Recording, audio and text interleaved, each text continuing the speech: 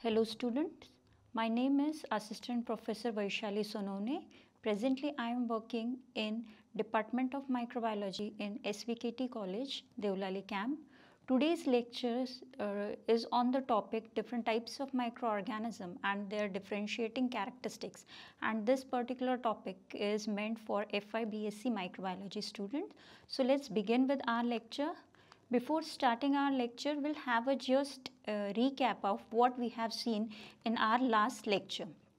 So in our last lecture, we have discussed about the golden era of microbiology. Under that, we have discussed how different discoveries were carried out in the golden era of microbiology, and we have also seen that why that particular era is called as the golden era of microbiology. Then under that we have seen the contribution of Edward Jenner in the field of vaccination. Along with that we have seen the contribution of Sir Joseph Lister.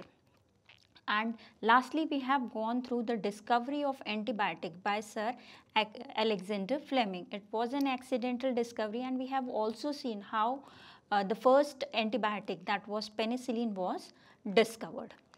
In today's lectures, the session agenda for today's lecture is to study the prokaryotes and eukaryotes. Secondly, we are going to study the three domain classification. Along with that, we are also going to discuss five kingdom classification. So the learning objective for today's lecture is firstly we are going to discuss about prokaryotic organism and eukaryotic organism. So under prokaryote we are going to see the definition of prokaryotes. Along with that we are also going to see the differentiating characteristics of prokaryotic organism.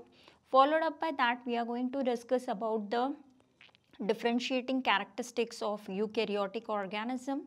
Then we are going to see a three kingdom classification followed up by the five kingdom classification.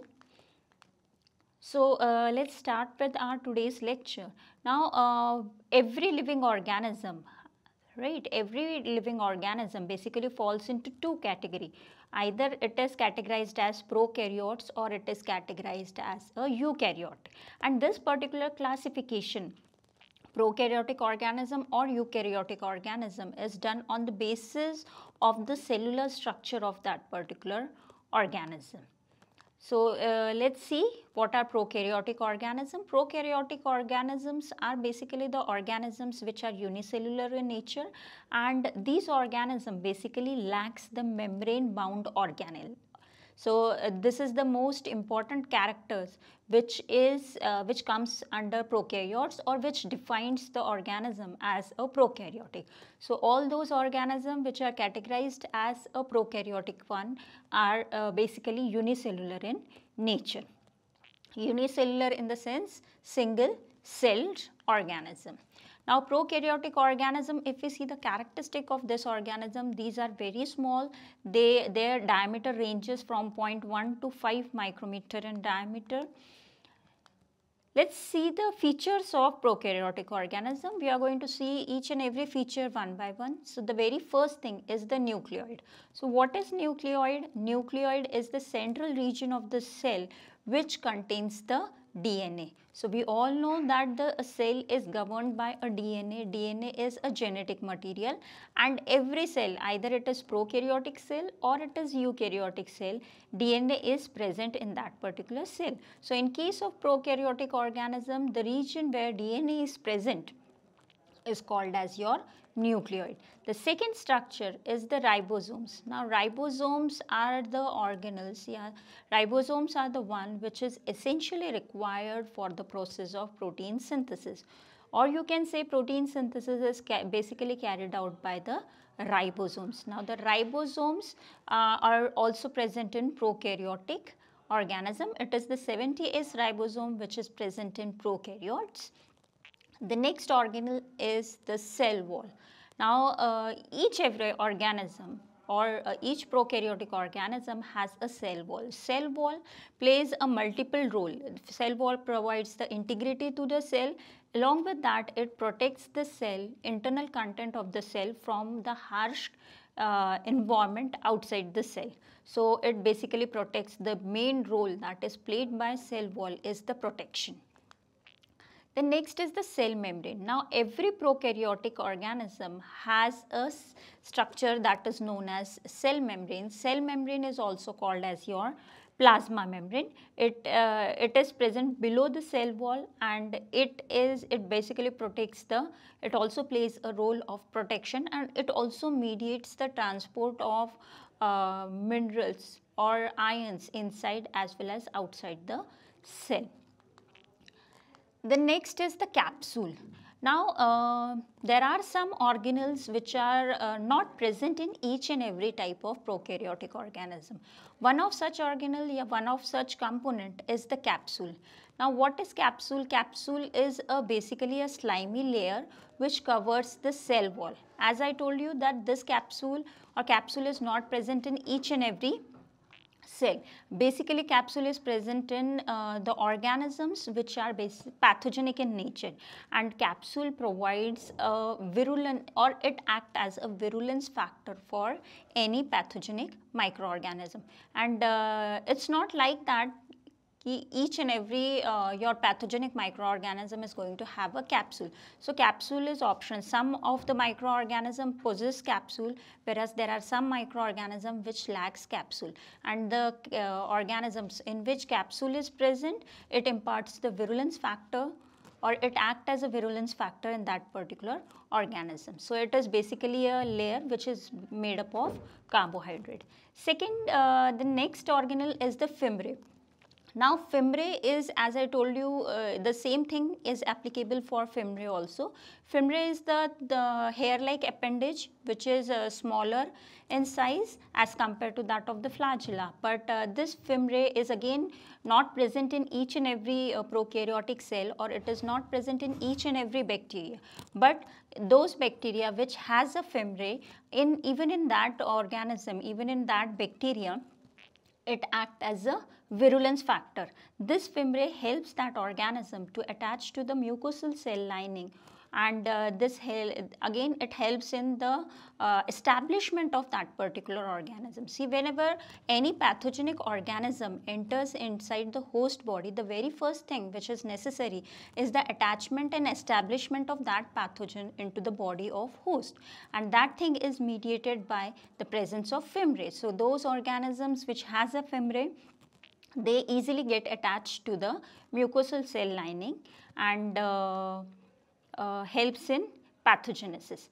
Then the next is pili. Again, pili is what you can say, it is more or less similar to that of fimbriae, but they are very small in size. It resembles as that of rod, and it plays very important role in the sexual reproduction of bacteria, that is the DNA transfer.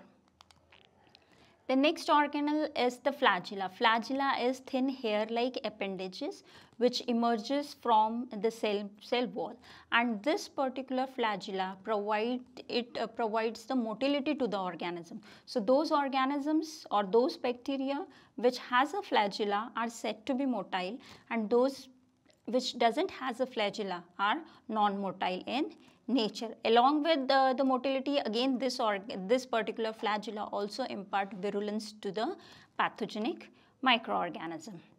So these are the various organelles that are present in a prokaryotic cell. So if we see the example of prokaryotic cell, it is the bacteria and archaebacteria which stands as an example of prokaryotic organisms. So this is an image which is showing you a structure of prokaryotic bacteria. You can see all the organelles which we have just now discussed, they are mentioned in this particular diagram. So there is a presence of pili, there is a presence of ribosome, plasma membrane, cell wall, then we have capsule, then we have flagella, nucleoids. So we have all the organelles which we have just now discussed in this particular image. So bacteria is a very good example of your prokaryotic microorganism.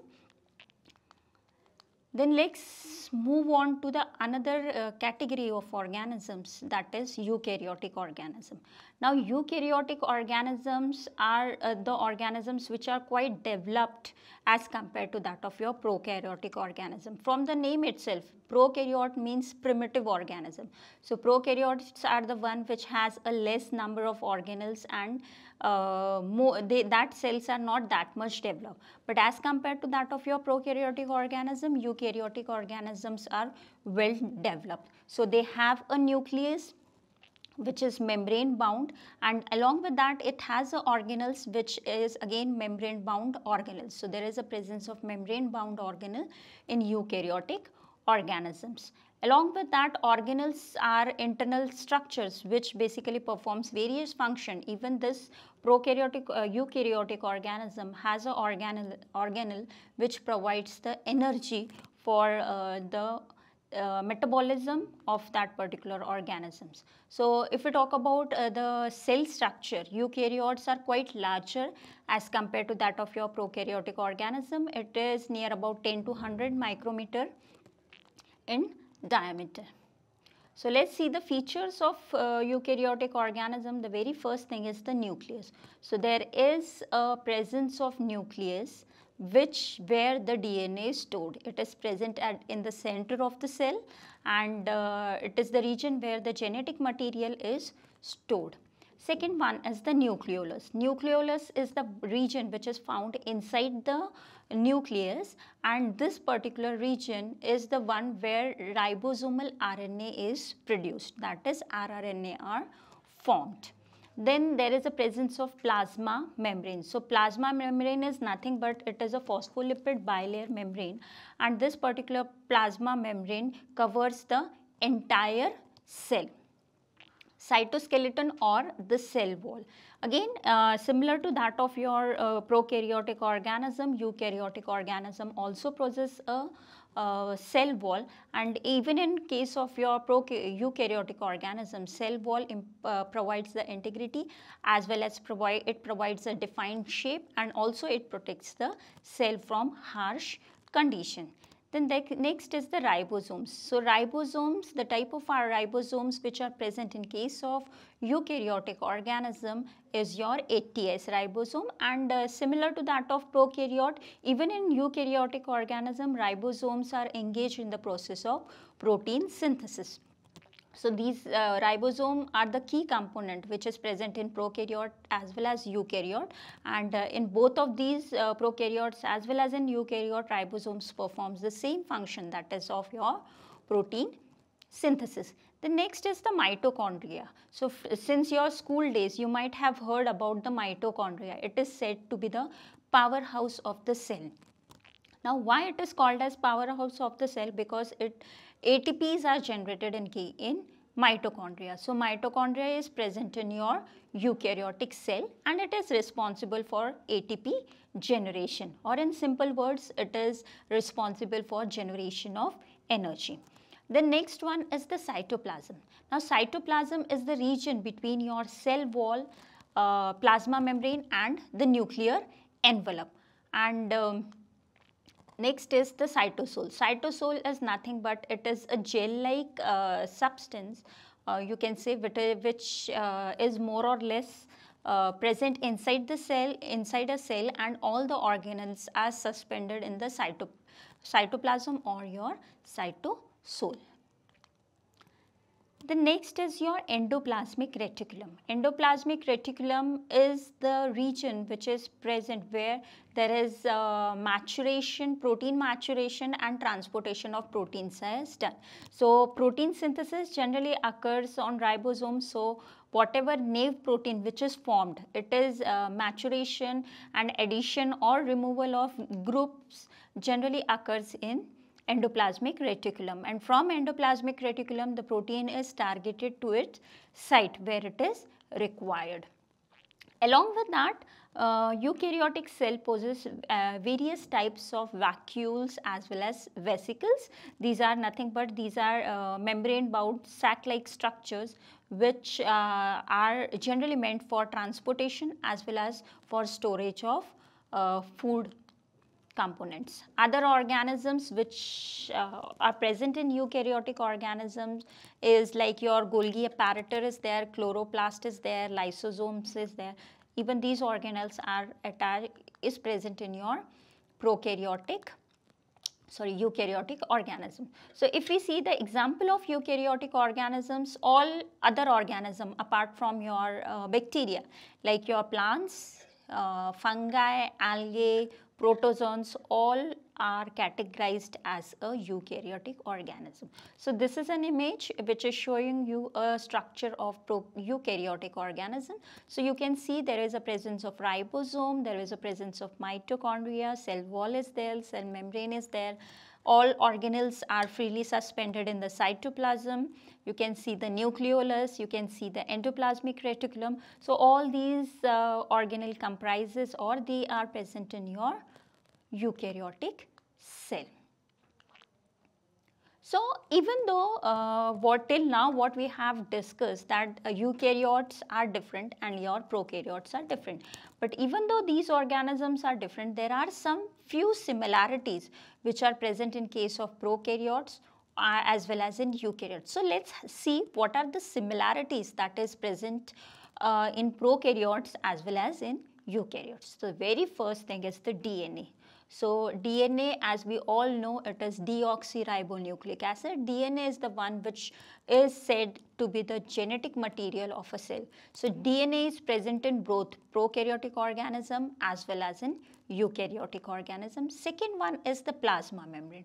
Plasma membrane is the one which is, as I told you, it is present in both prokaryotic as well as eukaryotic organism. Cytoplasm, again cytoplasm is present in prokaryotes as well as in eukaryotes. And the last thing is the ribosome. As we have seen that ribosome plays important role in the process of protein synthesis, and protein synthesis is the major process on which entire cell is dependent on. So it is present in ribosomes are present in prokaryotic cell as well as eukaryotic cell, but the type of ribosome is different. In case of your prokaryotic, 70S ribosome is present. In case of eukaryotic, it is 80S ribosome that is present. So let's see the overall difference between prokaryotic organism and eukaryotic cell. So we'll see one by one. So first we'll see the definition of prokaryotic and eukaryotic, which we have just now discussed. So any cell which contains a clearly defined nucleus and a membrane bound organelle. So the major thing which is emphasized is the presence of membrane bound organelle, which is present in your eukaryotic cell. But if we see the prokaryotic cell, it is any unicellular organism which does not contain a membrane bound organelle. So in this particular definition, the point which is emphasized is the presence and absence of your membrane bound organelles. Just now we have seen the example of prokaryotic and eukaryotic.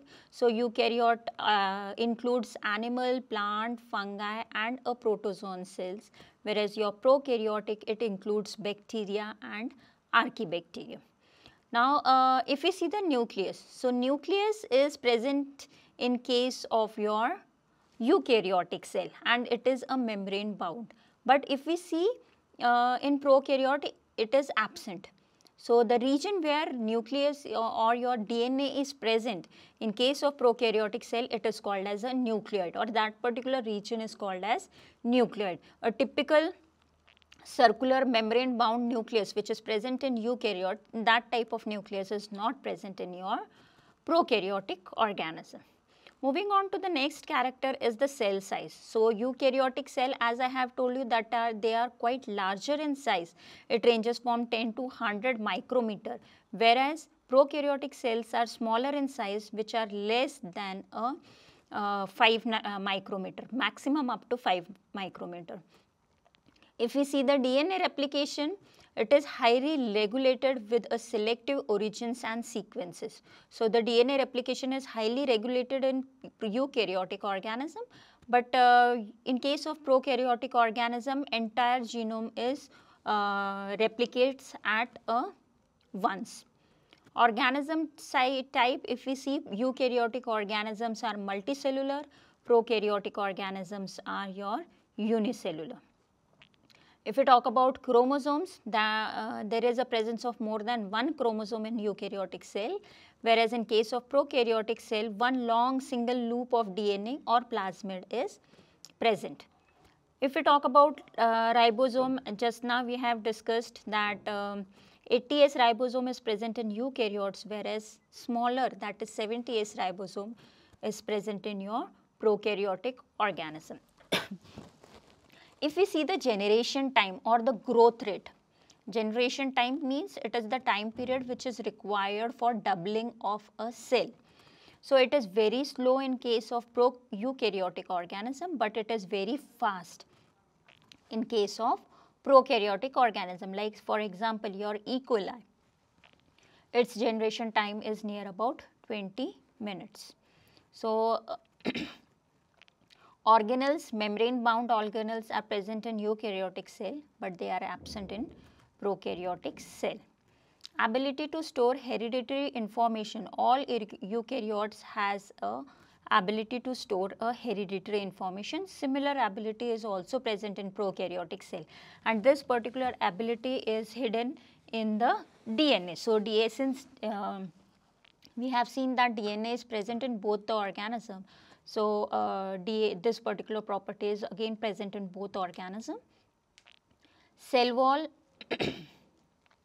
is simple in case of eukaryotic organism, but it is quite complex in case of prokaryotic organism.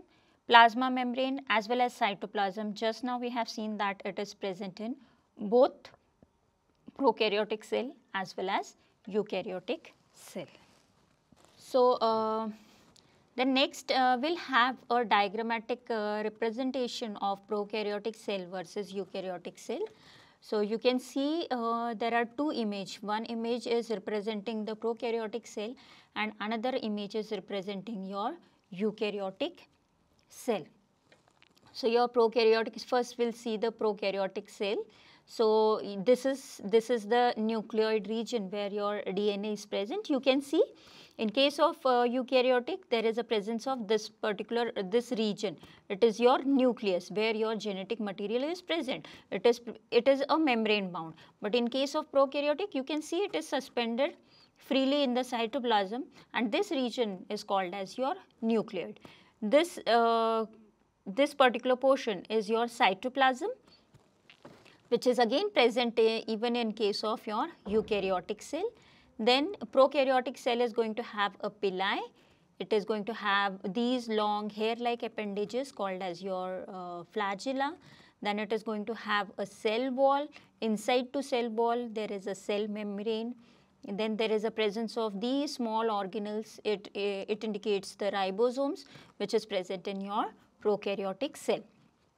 Even from the image, you can understand that there are the eukaryotic cell, the organelles, large number of organelles are present in eukaryotic cell as compared to that of your prokaryotic cell, and it is very much complex. So let's move on to the eukaryote. So you can see these are the mitochondria which are present. These are the vacuoles, you can say, lysosome, peroxisomes.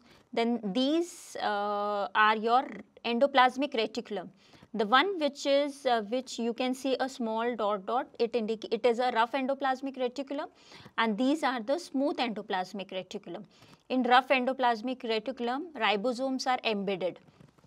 Okay, so endoplasmic reticulum is of two types. One is your smooth endoplasmic reticulum and another one is your rough endoplasmic reticulum. Along with that, this region is called as your nucleus. So your nucleus is going to have a nucleolus. The cytoplasm is called as your nucleoplasm, and your DNA is present. And this covering of nucleus is called as nuclear envelope. Okay. And you can see a small gaps are present. These are called as your nuclear pore. So these nuclear pore are basically required for transfer of the content from your nucleus to cytoplasm, especially in case of your protein synthesis. The protein synthesis, it includes two processes. One is your transcription and another one is your translation. So, in case of transcription, what happens?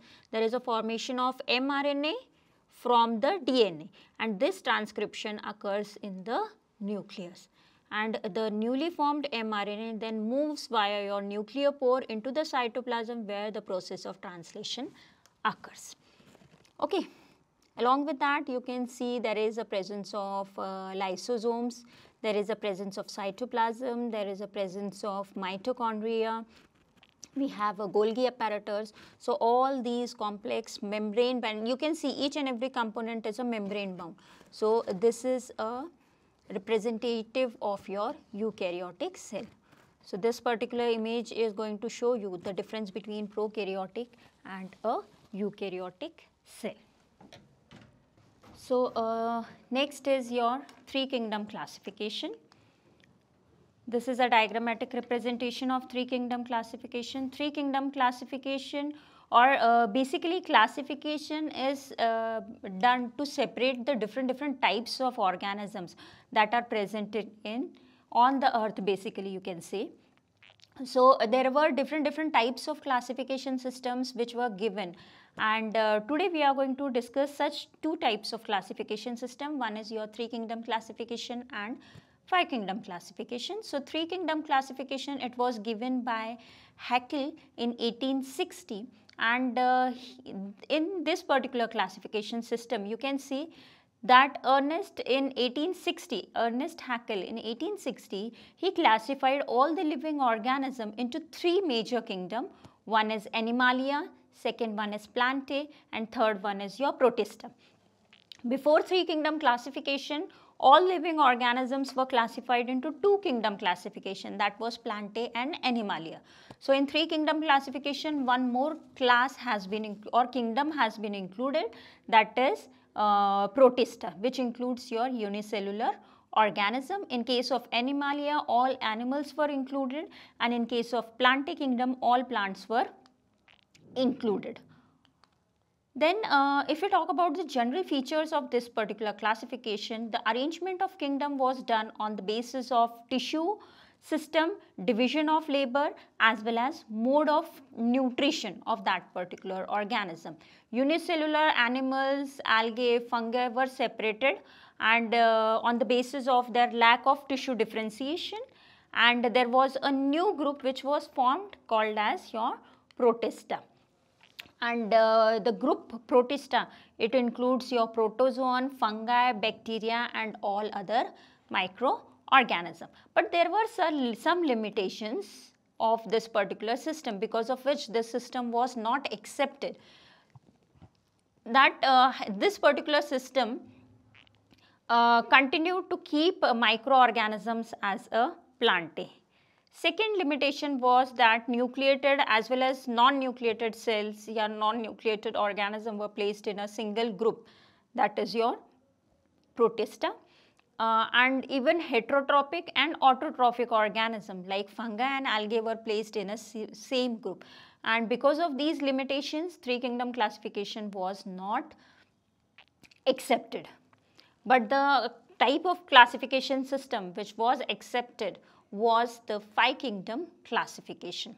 Now, if we talk about taxonomy, taxonomy is the science of classification of all living organisms, and according to Berge's manuals of systematic bacteriology, basically classification were done on the basis of classification, nomenclature, and identification. These are the three different interrelated areas, and classification is basically done to arranging the particular type of organism into particular classes, and each of them is going to have some similarities. The organism in one class should have a common similarity. So, taxa includes kingdom, division, phyla, class, order, genus, species. Closely related organisms in a classification, basically they are placed into similar taxon, you can say. Organisms with different characteristics are placed in different taxon.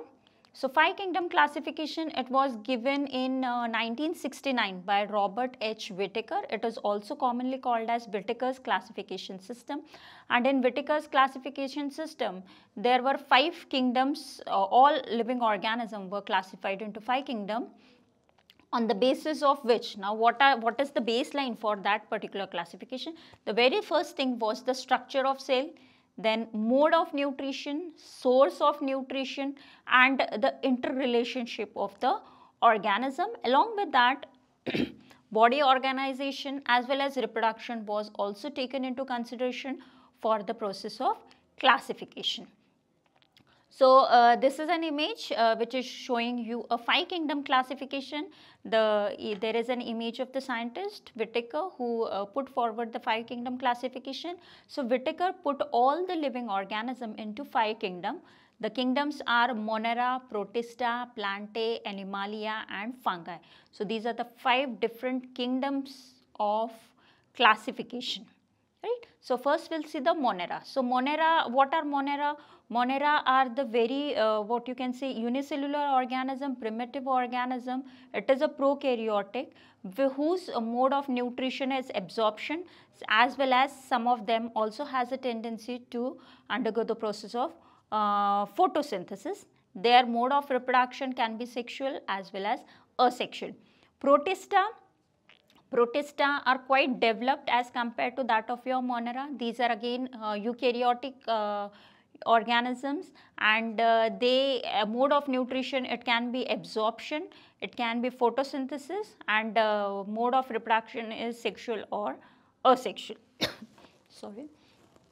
The next is your Plantae, Animalia as well as the fungi. All of them are the one which includes eukaryotic organisms. Your Plantae, it includes eukaryotic multicellular and photosynthetic organism. Plantae, it generally includes all different types of plants. So, they are non-locomotory, reproduction can be sexual as well as asexual. In case of Animalia, so they are eukaryotic, multicellular, they are motile. The reproduction is basically a sexual mode of reproduction is present in case of Animalia.